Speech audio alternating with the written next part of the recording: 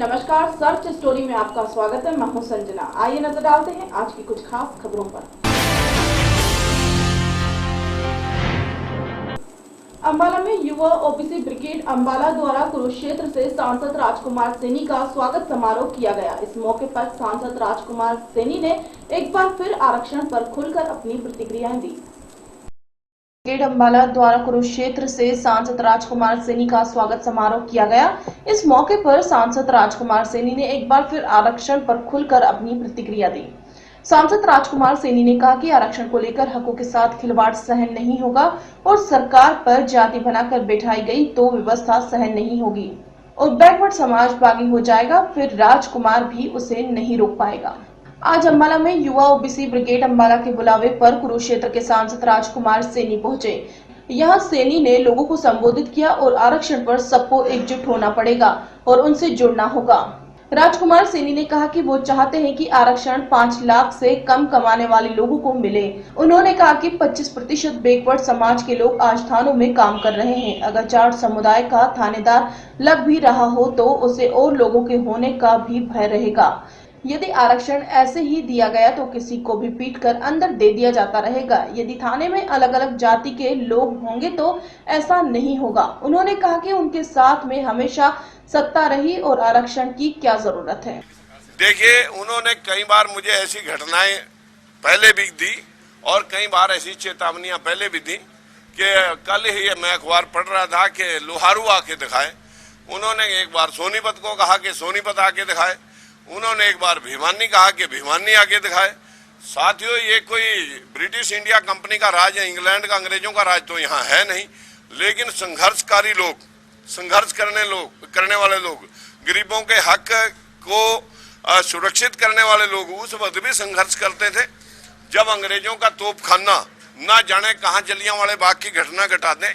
उस वक्त में लोग संघर्ष करते थे। आज आजाद भारत में भी अगर इस प्रकार के वक्तव्य लोग देते हैं कि ये ब्रिटिश इंडिया कंपनी का राज तो नहीं है, वो ब्रिटिश इंडिया कंपनी के शासक नहीं है कि वो मुझे चेतावनी दे, यहाँ आकर के दिखाए, वहां आकर के दिखाए, मैं उनको अपनी ताकत दिखाने के लिए उनके पीछे लगा फिरूं। मुझे उनसे उलझने की या उनके साथ मुकाबला करने की कोई जरूरत नहीं है। मैं 27% गरीब लोगों के हक की पैरवाई कर रहा हूं और समाज में वातावरण के लिए हमने दूध और दही और पानी और सब्जी, फल और अनाज सब कुछ, यदि वो इस प्रकार के व्यवस्था में कहीं अपना दोषारोपण करेंगे, इस प्रकार से कहीं मतलब जो है ना सरकार को प्रेशराइज करेंगे, हमारे ओबीसी ब्रिगेड के लोग सब के सब वहां सेवा करेंगे। हम प्रजातंत्र के सेवा का काम हमेशा करते आए हैं, प्रजातंत्र में विश्वास करते हैं और प्रजातंत्र की सुरक्षा के लिए हमने हरियाणा लोकतंत्र सुरक्षा मंच एक सामाजिक संगठन ऑलरेडी पहले से बनाया हुआ है, जिसमें हमारे देशराज जी मनचंदा और हमारे ज्ञानचंद जी तायल उसके प्रधान और सचिव हैं। और हमेशा से लोग उस मंच के माध्यम से हम सारे प्रदेश में, सारे देश में ओबीसी के साथ हो रही जाति को प्रार्थना करेंगे कि हमारी केंद्र सरकार, हमारी राज्य सरकार इसकी पैरवाई करे। हाल ही में राजकुमार सैनी को बैन करने की मांग जाट समुदाय ने की है। इस पर बोलते हुए राजकुमार सैनी ने कहा कि इस तरह की चेतावनियां उन्हें पहले भी मिल चुकी है। उन्हें कहा गया है कि लोहारू आकर दिखाओ और उससे पहले कहा गया कि सोनीपत आकर दिखाओ। राजकुमार ने कहा कि यह ब्रिटिश इंडिया कंपनी का शासन नहीं जो मुझे कोई चेतावनी दे। मैं किसी को ताकत दिखाने या उलझने का काम नहीं करता। मैं तो आरक्षण को लेकर आवाज उठा रहा हूं। सरकार अगर दबाव में फैसला लेती है तो उनका क्या स्टैंड रहेगा। इस पर जब राजकुमार सैनी से सवाल किया गया तो उन्होंने कहा कि हकों के साथ खिलवाड़ सहन नहीं होगा और सरकार पे पहले की तरह बिठाई गई या इस तरह की व्यवस्था दोबारा आई तो बैकवर्ड समाज बागी हो जाएगा, जिसे फिर राजकुमार सैनी भी उन्हें नहीं रोक पाएगा। देखिए, इस देश में जब कभी भी गरीब आदमी लूटा है, आप सब देख सकते हैं कि इस देश के कितने बदलाव हैं। महाभारत इसमें हुआ, रामायण इसमें हुई। इस प्रजातंत्र के साथ साथ जब कभी भी इस देश के अंदर अकबर का राज कितना सुंदर राज रहा, इस देश में औरंगजेब का राज कितना निकम्मा राज रहा, इस देश के अंदर अच्छे शासकों ने सारे भाईचारे को मजबूती दी है। अच्छा शासक किसी भी बिरादरी का हो सकता है और अच्छा शासक हमेशा सबकी सोचता है। हमारे इस देश में जो आज शासक है उसके ऊपर पूरा विश्व बिलीव कर रहा है। अगर ऐसे आदमी के समय में इस प्रकार की अनर्गल प्रतिक्रिया चलती है तो उसको भी लोग दोष दे देंगे। और मैं ये कहना चाहूंगा कि हमारे हकों के साथ किसी प्रकार का खिलवाड़ शायद नहीं हो सकता, क्योंकि शासक एक इतना सुंदर और इतना न्यायप्रिय है।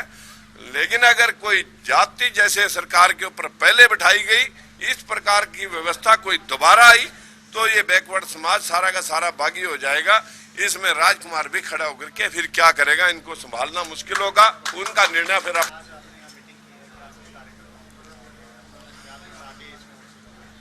आज के हमारे भाई संजय लाकड़ा जी और इनके साथी कई दिनों से जो मैं अखबारों में गरीब आदमी की हिफाजत के लिए अपने विचार व्यक्त कर रहा था, तो उसके समर्थन में इन बच्चों ने जो है ना यहाँ पे अपने विचार व्यक्त करने के लिए बहुत सारे सभी समाजों के लोग लगभग यहाँ पे एक को छोड़ करके कुछ लगभग 35 बिरादरी, 35 बिरादरी में कहूँगा, 35 बिरादरी के लोग यहाँ पर इस वक्त मौजूद हैं।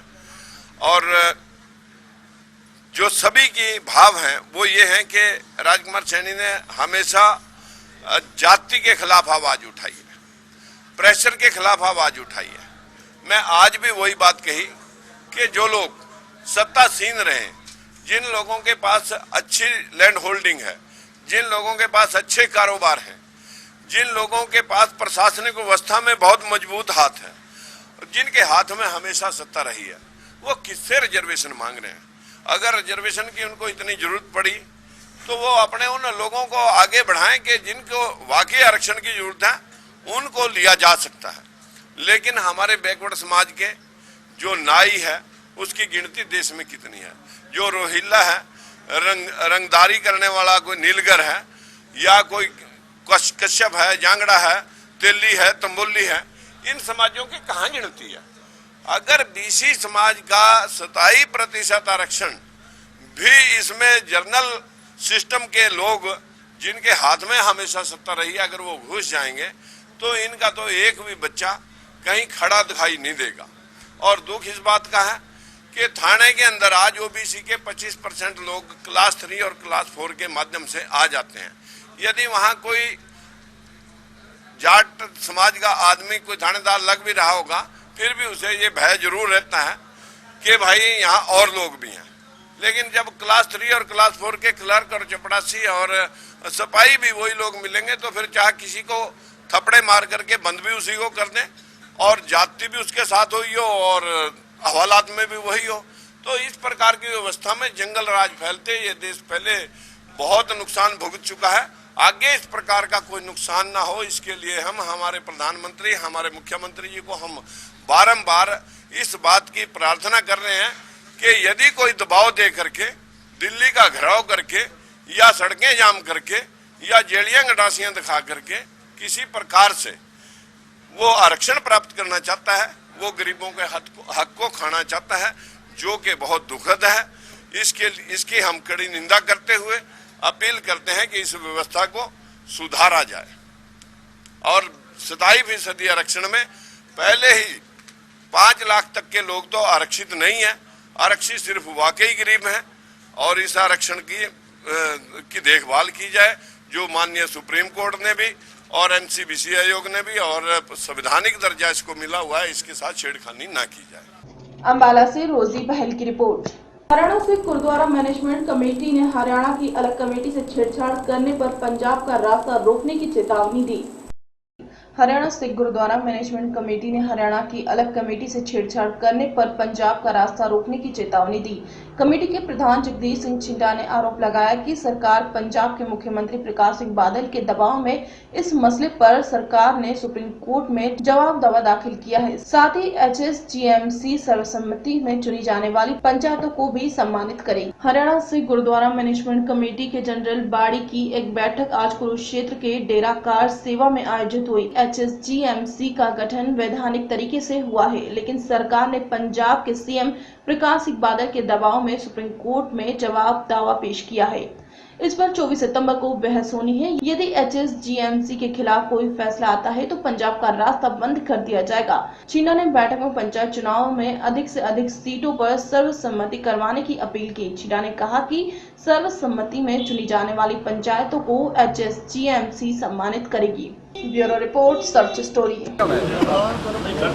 हरियाणा सिख गुरुद्वारा मैनेजमेंट कमेटी की मीटिंग जनरल बॉडी की उस विच 3 मते पास किए गए कि जो पंचायत चुनाव हो रहे हैं, हरियाणा सिख गुरुद्वारा प्रबंधक कमेटी ने अपने सारे हरियाणा के मैंबरों को ये गल कही है कि हर नगर के जाके पंचायत जो है वो सर्वसम्मति के नाल चुनने की कोशिश की जाए। हर पिंड सर्वसम्मति करवाओ, जिहदे नाल एक तो नशे बढ़ रहे, नशे ते जिहड़ा यूज हो रहा सरपंची ਉਹਦਾ ਤੇ बैन लगेगा। दूजा आपस में ਜਿਹੜਾ ਭਾਈਚਾਰਾ है वो कायम रहेगा। तीजा ਜਿਹੜਾ ਨਜਾਇਜ਼ खर्चे हो रहे हैं उन्हां ते रोक लग सकेगी। इस करके सारे मैंबरों की ड्यूटी लाई है कि पंचायत जिन्नियां भी ज़्यादा तो ज़्यादा हरियाणा से गुरुद्वारा प्रबंधक कमेटी सर्वसम्मति नाल बनाए। मैं वो वास्ते हरियाणा से गुरुद्वारा प्रबंधक कमेटी उन्हां पंचायतों ही सम्मानित करेगी जिहड़ियां सर्वसम्मति नाल बन, क्योंकि पंजाब के लोग इत्थे आण के मीटिंगां करके पंचायत चुनाव के हिस्सा लेके हरियाणा के सिखां नूं दुखार करन दी उन्हां दी एक बड़ी वड्डी गहरी साजिश है। असीं उन्हां दी इस साजिश नूं कदी भी कामयाब नहीं होण देवांगे ते हरियाणा के सिखां दा आपस विच भाईचारा है वो बनाउण दे विच असीं कामयाब। 24 तरीक नूं सुप्रीम कोर्ट दे विच बहस होण जा रही है साडे कि हरियाणा कमेटी जे सुप्रीम कोर्ट दे विच राजनीतिक दबाव कारण होर किसी कारण जे सुप्रीम कोर्ट दे विच फैसला विरुद्ध गया तो हरियाणा के सिख अपनी हक नूं लैण वास्ते किसी भी जदोजहद तक जा सकते हैं। एक गल अज स्पष्ट हुई है, क्योंकि कानूनी तौर पर जो हरियाणा सरकार ने पिछले साल कमेटी गठित की सी वो विधान सभा पास होके गवर्नर की मंजूरी नाल बनी सी अते हुण बीजेपी की सरकार ने सेंटर सरकार ने जिस तरह बादल के दबाव हेठ आके हरियाणा से गुरुद्वारा प्रबंधक कमेटी के विरुद्ध अपना जवाब दावा सुप्रीम कोर्ट में पेश किया है, उस तो सानूं शक पैंदा है कि पंजाब के इलैक्शन नूं मद्देनज़र रख लिया प्रकाश सिंह बादल के दबाव हेठ आण के सेंटर सरकार ने हरियाणा कमेटी के विरोध में जवाब दावा पेश करके हरियाणा के सिखां नाल बहुत बड़ा धोखा किया है। उन्होंने हक के उत्ते एक बहुत बड़ी चोट मारी है। इस करके अज सारे हरियाणा के सिखां नूं आगाह किया गया कि तुसीं युद्ध वास्ते तैयार रहो ते जे किते भी सुप्रीम कोर्ट ने हरियाणा से गुरुद्वारा प्रबंधक कमेटी विरुद्ध फैसला देने की कोशिश की तो असी हरियाणा के सारे नूं सील करांगे ते अरे पंजाब के लोगों नूं हरियाणा दे विचों नहीं गुजरन दिया।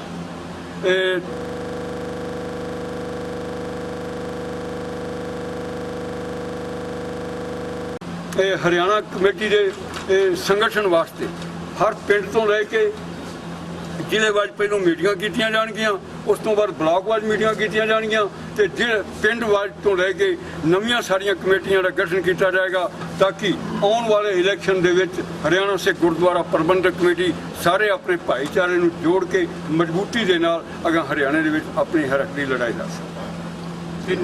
MSG2 फिल्म रिलीज हो रही है, इस बार विरोध होगा इस तरह जी असां ਉਹਦੇ ਬਾਰੇ ਚੱਟਿਆ ਨਹੀਂ, ਕੇਵਲ ਤੇ ਕੇਵਲ ਉਹਦੇ ਜਿਹੜੇ ਅਨੁਯਾਈ ਨੇ ਉਹ ਹੀ ਆਪਣਾ ਪੈਸਾ ਖਰਚ ਕਰਕੇ ਉਹਦੀ ਫਿਲਮ ਵੇਖ ਰਹੇ ਨੇ। ਮੈਂ ਕਹਿੰਦਾ ਕਿ ਪਬਲਿਕ MSG ਦਾ ਕੋਈ ਨਾਮ ਹੀ ਨਹੀਂ ਵੀ ਕਿਤੇ ਫਿਲਮ ਚੱਲਦੀ। ਮੈਂ ਇੱਕ ਗੱਲ ਹੋਰ ਕਹਿਣਾ ਚਾਹਾਂ ਕਿ ਪਿਛਲੇ ਦਿਨ ਵੀ ਆਪਾਂ ਇੱਕ ਫੈਸਲਾ ਲਿਆ ਸੀ ਕਿ ਹਰਿਆਣਾ ਸਿੱਖ ਗੁਰਦੁਆਰਾ ਪ੍ਰਬੰਧਕ ਕਮੇਟੀ ਇਹ ਅਕਾਲ ਤਖਤ ਦੇ ਜਥੇਦਾਰ ਬੱਚਿਆਂ ਦੇ ਉੱਤੇ जो बयान दिता है, हरियाणा से गुरुद्वारा प्रबंधक कमेटी उस बयान के नाल सहमत है। पर मोदी जी का मैं बहुत जो अहम गल करना चाहना, मोदी जी की शादी नहीं हुई, खट्टर साहब की शादी नहीं हुई, बीजेपी में कई जिन्होंने विआह नहीं करवाए तो अपने आप को सच पुत्र मानते हैं कि असी ब्रह्मचारी हाँ कि हरियाणा से गुरुद्वारा प्रबंधक कमेटी डिमांड कर दी है इन्होंने लोगों का DNA टेस्ट होना चाहिए, दुनिया के सामने का पता लगना चाहिए भी ये लोग ब्रह्मचारी ने कि ਜਾਂ ब्रह्मचारी के नाम के उत्ते इन्हों के पीछे।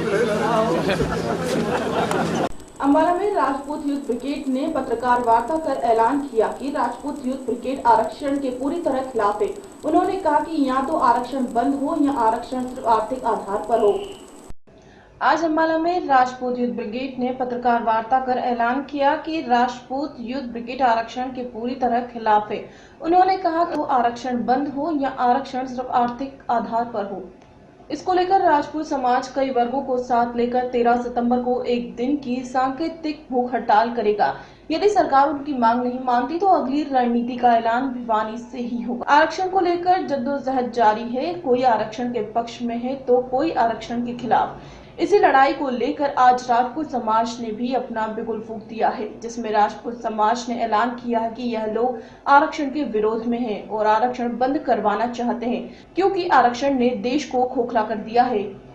अम्बाला में राजपूत युद्ध ब्रिगेड के उप प्रधान जितेंद्र राणा ने कहा कि सरकार को आरक्षण बंद करना होगा या आरक्षण को आर्थिक आधार पर करना होगा। उनकी लड़ाई किसी जाति से नहीं बल्कि सिस्टम से है, जिससे देश को नुकसान हो रहा है। उन्होंने यह भी कहा कि उनके साथ कई समाजों से लोग जुड़ रहे हैं जो हमारी बात से सहमत हैं। इसलिए सरकार को चेताने के लिए 13 सितंबर को भिवानी में एक दिन की सांकेतिक भूख हड़ताल की जाएगी। कॉन्फ्रेंस अमन जी, हमने 13 सितंबर जो आने वाली है उसमें हमने भिवानी के अंदर एक सांकेतिक भूख हड़ताल रखी है एक दिन की, मतलब हर वर्ग को लेके, अकेला राजपूत बिरादरी नहीं, हर वर्ग की तरफ से एक सांकेतिक भूख हड़ताल रखी गई है सरकार को संचेत करने के लिए, जिसमें कि हम आरक्षण को बिल्कुल बंद करवाना चाहते हैं। बंद ना हो तो ये आर्थिक स्थिति के आधार पर। जी ऐसा है कि इसके अंदर अकेली ये राजपूत यूथ ब्रिगेड का बैनर जरूर है, बट इसके अंदर अकेली राजपूत समाज इकट्ठा नहीं होगा। इसके अंदर आप भी अभी देख रहे हैं, मेरे साथ अरोड़ा साहब हैं, पंजाबी बिरादरी से हैं, ये भी बैठे हैं, और रिंकू जी हैं, ये शर्मा जी हैं, मतलब बहुत बिरादरी हमारे साथ वहाँ इकट्ठी होगी और बहुत से बैनर वहाँ इकट्ठे होंगे। मतलब हर वर्ग इस टाइम आरक्षण की मार से मतलब बिल्कुल दबा पड़ा है। आरक्षण बिल्कुल ही बंद होना चाहिए हमारे हिसाब से। तो सर वो रणनीति हम 13 सितंबर को ही आपको बिल्कुल वहाँ बताई जाएगी कि आगे की हमारी रणनीति क्या रहेगी। अभी तो एक डिस्ट्रिक्ट लेवल पे प्रदर्शन लगा लो कि हम एक बिल्कुल शांतिप्रिय भूख हड़ताल करना चाह रहे हैं। इसके बाद जैसे कि आपने देखा कि अभी पटेलों ने आरक्षण मांग लिया, पहले जाटों ने आरक्षण मांग लिया था। हमारा किसी भी वर्ग से, किसी भी जाति विशेष से किसी तरह का कोई झगड़ा नहीं है, सीधा सरकार से हमारी लड़ाई है कि ये बिल्कुल बंद होना चाहिए। अदरवाइज जो भी अब पटेल समाज ने किया है, क्या हम वो लोग नहीं कर सकते? बिल्कुल कर सकते हैं, ठीक है जी। इसके बाद अगर कुछ भी हुआ तो उसकी जिम्मेवार हर तरह से सरकार होगी। आरक्षण एक बहुत ही गंभीर समस्या है जिसने देश को खोखला कर दिया आज के टाइम में। बिल्कुल नो कमेंट सर। जाट आरक्षण जाति के उस पर मेरे को किसी तरह से कोई जाट भी हमारे वहाँ साथ आ रहे हैं, ऐसा नहीं है। जाट वहाँ आपको बहुत देखने को मिलेंगे 13 तारीख को, मतलब जाट बिरादरी के बहुत फ्रेंड हैं अपने, वो भी हमारे साथ आ रहे हैं। युवा जो लड़के हैं वो भी चाहते हैं कि ये आरक्षण बिल्कुल बंद होना चाहिए। अच्छा, आरक्षण के खिलाफ 13 तारीख को एक ना भिवानी में सांकेतिक भूख हड़ताल रखी है हमने राजपूत यूथ ब्रिगेड के बैनर के नीचे। तो उसमें मतलब अकेला राजपूत बिरादरी नहीं, सभी वर्ग हमारे साथ आ रहे हैं और कोई जो भी सरकार हमारा इसमें साथ देगी तो हम उसके साथ खड़े होंगे आने वाले टाइम में भी। अदरवाइज राजपूत बिरादरी पूरे भारत के अंदर पूरी तरह से बहिष्कार करेगी, क्योंकि आरक्षण एक ऐसा मुद्दा बन गया है कि जिसको आप देखो उठा के कहीं भी किसी भी देश में जाओ, कहीं भी आरक्षण का कोई बोलबाला नहीं है। के लिए इन्होंने आरक्षण को उठाया हुआ है और आरक्षण गरीब लोगों के लिए ही मांगा गया था। अम्बेडकर साहब ने भी उस टाइम कहा था कि 10 साल के लिए आरक्षण होना चाहिए, उसके बाद आरक्षण की कोई डिमांड नहीं थी किसी तरह की भी। बट सरकार ने क्या किया कि आरक्षण चलाते रहे और अपनी राजनीतिक रोटियां चौपड़ते रहे। 13 सितंबर 2015 ये जो आ रहा है उसमें नेहरू पार्क है भिवानी के अंदर, वहाँ पे हमने भूख हड़ताल रखी है संकेतिक, सरकार को संकेत करने के लिए। फिर इसको आर्थिक स्थिति के आधार पर किया जाए, क्योंकि गरीब हर एक वर्ग के अंदर है, ठीक है जी। तो उसके अंदर हम जितने भी अपने जो भी वर्ग है, जो भी मतलब अन्य वर्ग है, जो भी कास्ट है, सबको इनवाइट कर रहे हैं कि वहाँ जो भी आरक्षण के खिलाफ है वो भाई वहाँ ज़्यादा से ज़्यादा संख्या में पहुँचे, ठीक है ना।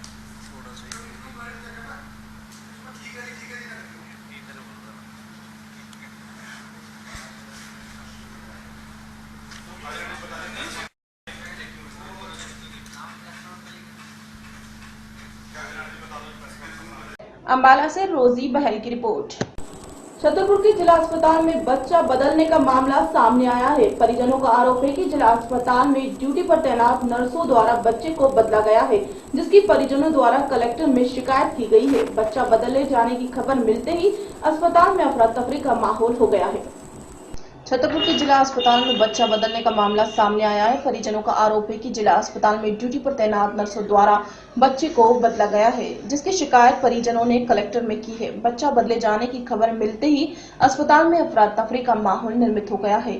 छतरपुर निवासी आशीष अहिरवार ने बताया कि उसकी पत्नी पंकुअर को 8 सितंबर को सुबह 10:30 बजे बच्चा पैदा हुआ। नर्सों द्वारा उन्हें यह बताया गया कि उन्हें बेटा पैदा हुआ है, जो जिला अस्पताल के रजिस्टर में भी 2 जगह पर भी लड़का दर्ज है।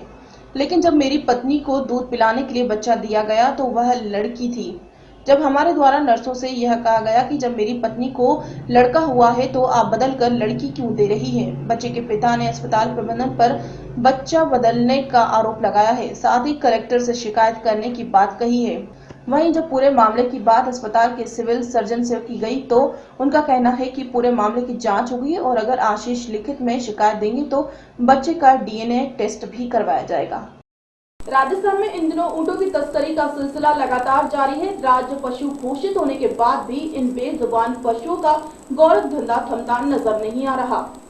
राजस्थान में इन दिनों ऊँटों की तस्करी का सिलसिला लगातार जारी है। राज्य पशु घोषित होने के बाद भी इन बेजुबान पशुओं का गोरख धंधा थमता नजर नहीं आ रहा है।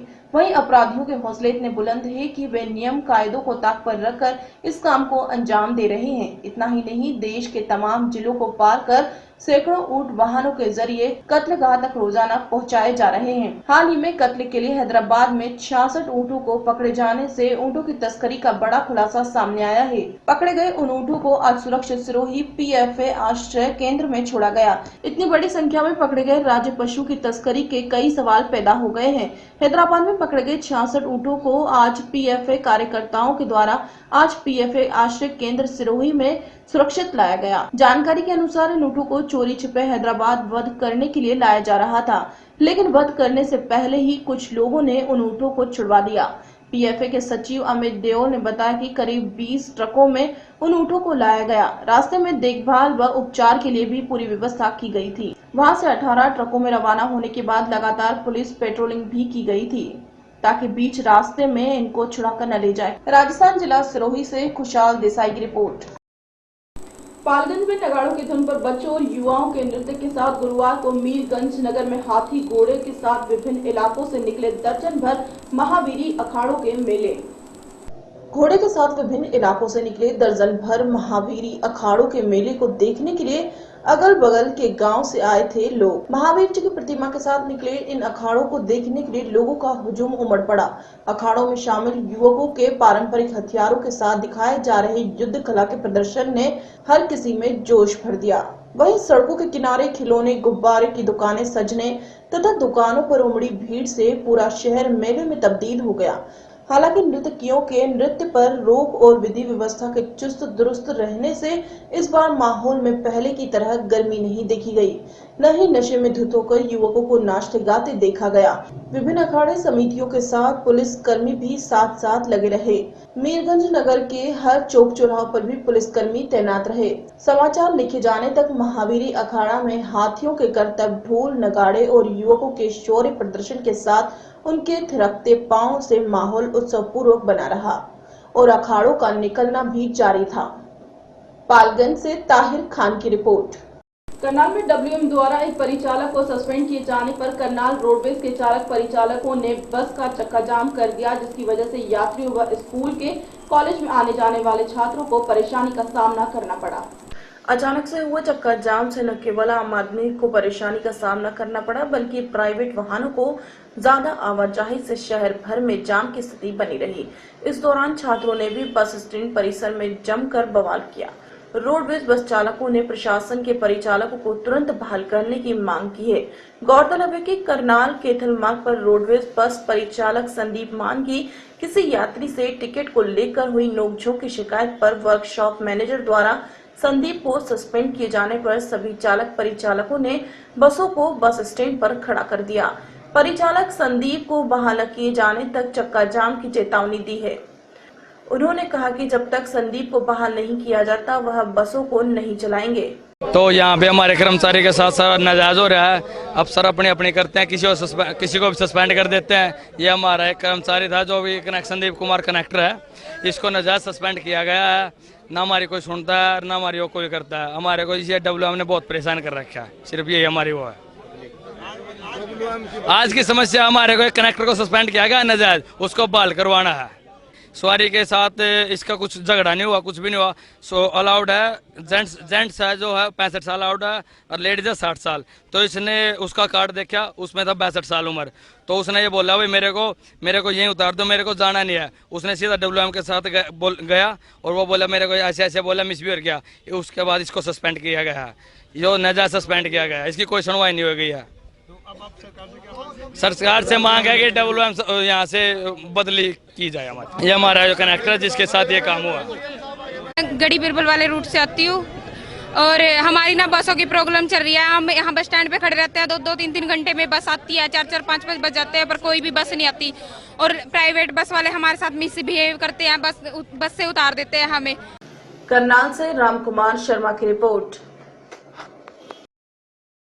खबरों में फिलहाल इतना ही। और भी खबरें जानने के लिए आप हमें लॉग ऑन भी कर सकते हैं www.searchstory.in पर। तब तक के लिए मुझे दीजिए इजाजत। नमस्कार।